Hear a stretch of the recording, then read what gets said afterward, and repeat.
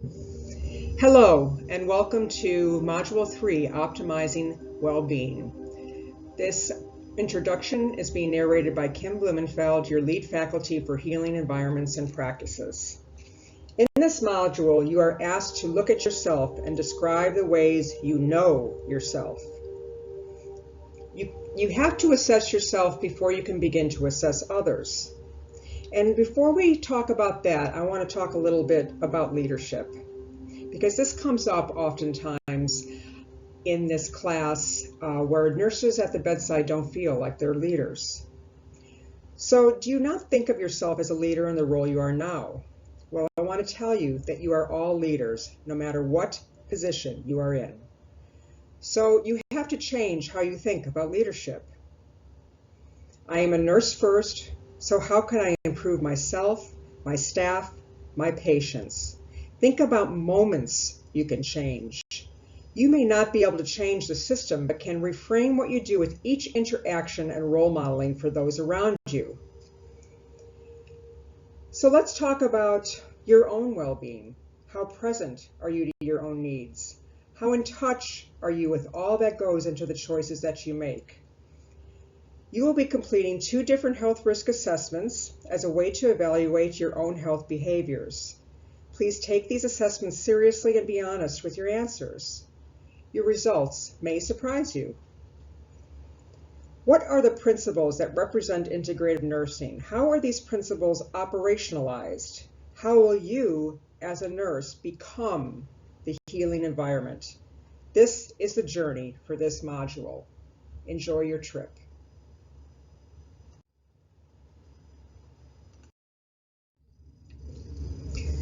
So where do you begin? If you look at this cartoon, I think a lot of us can really relate to the road to Stressville and the signs along the way that are telling us that that's exactly where we're going. So at the beginning of this assignment, you're going to find 2 activities that you're going to do. In activity 1, you're going to go to the International Council of Nursing's website. We have included the link for you.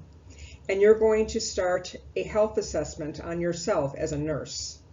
The International Council of Nurses and Pfizer have jointly developed a health risk assessment instrument to assess nurses' lifestyle behavior with a particular focus on healthy aging. Thanks to further funding from Pfizer, this instrument will now be expanded to include further questions on immunization, cholesterol levels, and work environment issues. So we are offering this health risk assessment, this nursing health risk assessment to you. So you'll follow your link to get to that assessment and start. In activity 2, you're going to be assessing your overall well-being by using the University of Minnesota Center for Spirituality and Healing. And you're going to find a link to that website plus the direct link to the assessment. This is a very comprehensive assessment that I think that you'll enjoy. It's going to assess your well-being in these following areas: health, relationships, security, purpose, community, and environment.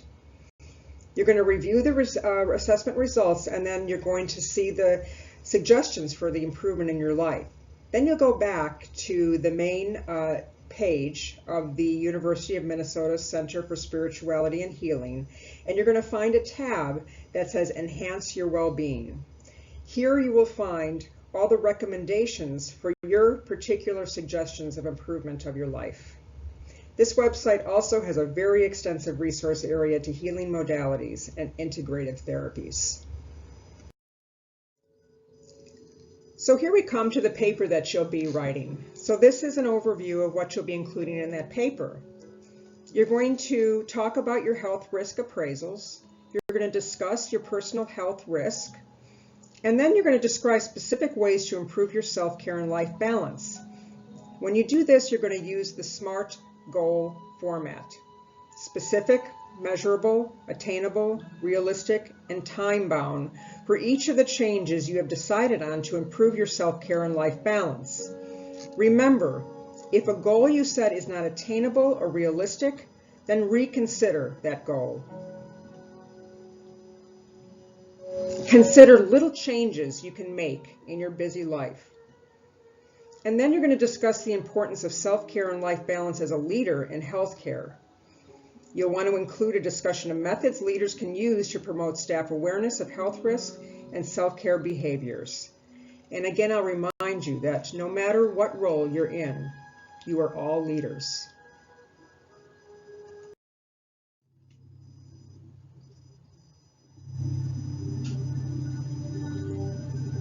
So here we are at the grading rubric for optimizing well-being, the paper that you'll be writing in this module. So remember to use your categories as your headings for your paper.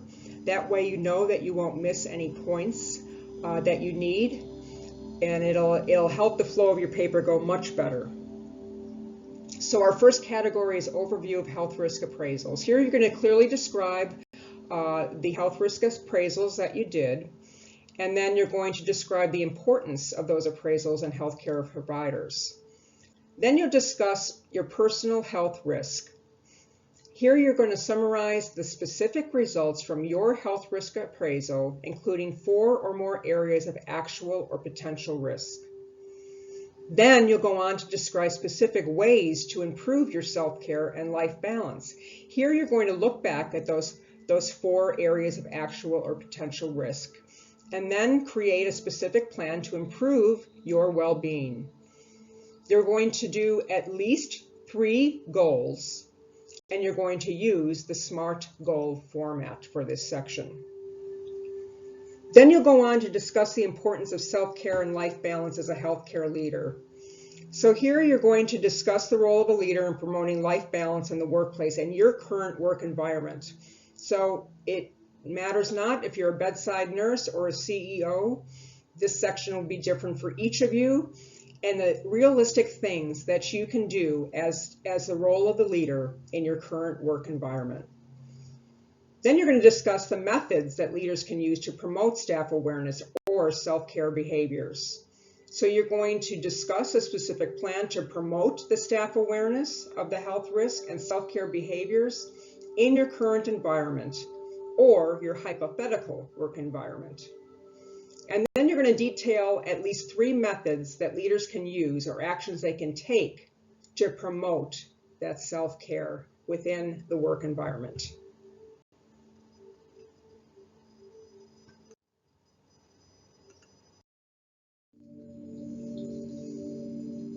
So here we are at the end of the introduction to Module 3.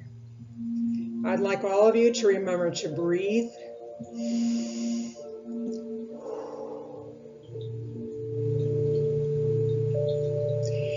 and if you need some more support regarding this module, I encourage you to go to YouTube. Dr. Jean Watson has a video there. It's about 3.5 minutes long, called The Eternal Now Caring Moment. I have provided the link here, but since this is a video presentation, you won't be able to copy and paste. I encourage you to take the time to take a look at it. Have a beautiful week.